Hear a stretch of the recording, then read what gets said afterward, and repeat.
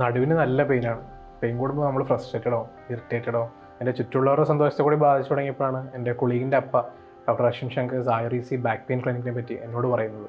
നടുവേദനയുമായി സ്ഥിരമായി വരുന്നത് പ്രധാനമായും IT പ്രൊഫഷണൽസ്, പിന്നെ വീട്ടമ്മമാർ.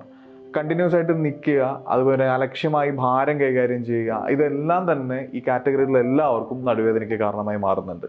നടുവേദന ഇപ്പം എൻ്റെ ചിന്തയിൽ പോലും ഇല്ല. സത്യത്തിൽ എൻ്റെ സന്തോഷം കൂടിയാണ് ഇവർ തിരിച്ചു തന്നത്. കാലടിപ്പാലം വിഷയത്തിൽ MLA മാർ പിള്ളേർ കളി നടത്തുകയാണെന്ന് മുൻ മന്ത്രി ജോസ് തെറ്റയിൽ.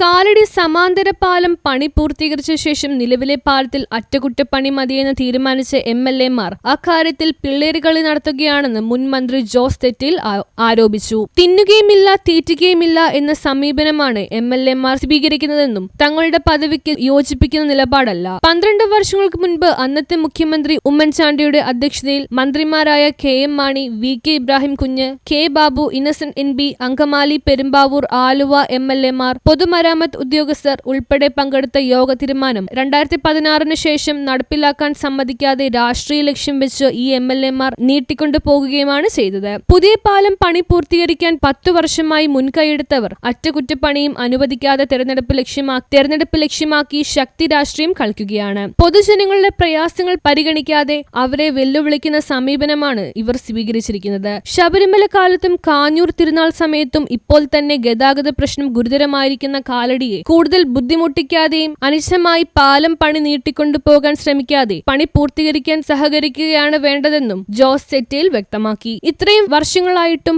പാലം പണിക്ക് ശ്രമിക്കുന്നതിന് യാതൊരു ആത്മാർത്ഥതയും കാണിക്കാതെ ഇപ്പോൾ മാത്രം നടത്തുന്ന പ്രഹസനം അവസാനിപ്പിച്ച് പ്രതിസന്ധി പരിഹരിക്കാൻ ജനപ്രതിനിധികൾ മുൻകൈയെടുക്കണമെന്ന് ജോസ് തെറ്റയിൽ അഭിപ്രായപ്പെട്ടു. News bureau, Kalady.